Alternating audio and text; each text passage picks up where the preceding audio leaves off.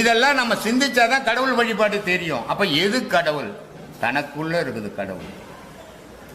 கோவில் என்றது ஒரு அடையாளம். நம்மள தானே அங்க கோயில்ல வச்சுக்குது சிலையா.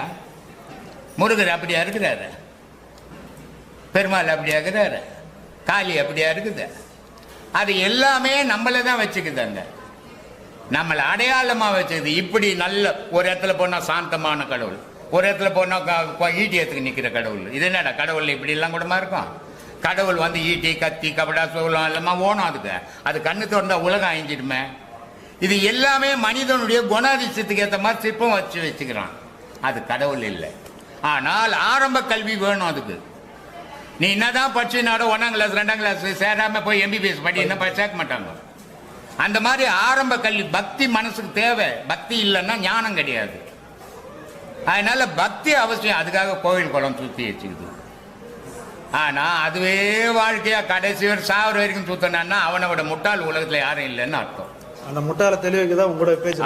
அதனால தெளிவடைஞ்சால் சந்தோஷம். எனக்கு தெளிவடைவா சாமி இவ்வளவு தூரம் வந்திருக்கோம். ரொம்ப சந்தோஷம். 4 வருஷமா இப்ப அந்த சாமி கும்பிடுற நினைப்பு கிடையாது. படுத்த 5 நிமிஷம் தூங்கிடுவோம். எந்த கெட்ட கனவோ இல்ல எந்த அடுத்த நாளைக்கு நம்ம என்ன பண்ணுவோம் யோசனையே வர. இந்த பாடத்தை யார் ஒருத்தர் சீரா செய்யறான்னு சொல்லி கொடுக்குற மாதிரி அவனுக்கு கனவுகள் வராது. அதே நேரத்தில் பெரிய பெரிய கோடீஸ்வரன் கோடிக்கணக்கில் பணம் வச்சுன்னு தூங்காத அவதிப்படுறான். ஏழைக்கு இல்லைன்னு அவதிப்படுறான் தூங்காத. ஆனால் இந்த பாடம் பண்ணுறவனை படுத்தானவை தூங்கிடுவோம். ஏன்னா இந்த பாடத்தினுடைய நிலைமை மூளைக்கு போகிறது. இது அதனால மூளை தான் தூங்க வைக்குது மனுஷனை. மூளை தான் விழிப்படைய வைக்குது. அந்த மூளைக்கு இந்த பிராண காத்து போகும்போது இந்த தூக்கமும் விழிப்பும் உண்டாகுது. மூளைக்கு பிராண காத்து போகலன்னா தூக்கம் வர மாட்டேங்குது. கண்ணை மூடின்னு பண்டு பார்த்தா தூக்கம் வர மாட்டேங்குது.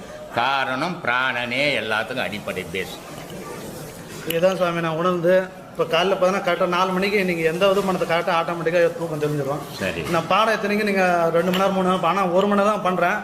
அந்த 1 மணி நேரத்துலேயே எனக்கு இவ்வளோ தெளிவு கிடைக்கிற மாற்றங்கள் வரும். இவ்வளோ தெளிவு இருக்கு. சொல்ல பாடத்தினுடைய வலிமையே என்னன்னா கவலையிலேருந்து மனிதனை வெளியெடுக்கும், துக்கத்திலேருந்து இந்த மனிதனை வெளியெடுக்கும். காரணம் என்ன? மனித வாழ்வு கவலையிலும் துக்கத்திலிருந்தும் சாகரம். அந்த கவலையும் துக்கமும் வரவாத தடுக்கிறது தான் இந்த பாடம். ஆனால் இந்த பாடத்தில் சந்தோஷமும் வராது. எப்போ சந்தோஷத்தினுடைய தொடர்ச்சி தான் துக்கம், துக்கத்தினுடைய தொடர்ச்சி சந்தோஷம், இரவனுடைய தொடர்ச்சி பகல், பகலினுடைய தொடர்ச்சி தெரு, இன்பத்தினுடைய தொடர்ச்சி துன்பம், துன்பத்தினுடைய தொடர்ச்சி இன்பம்.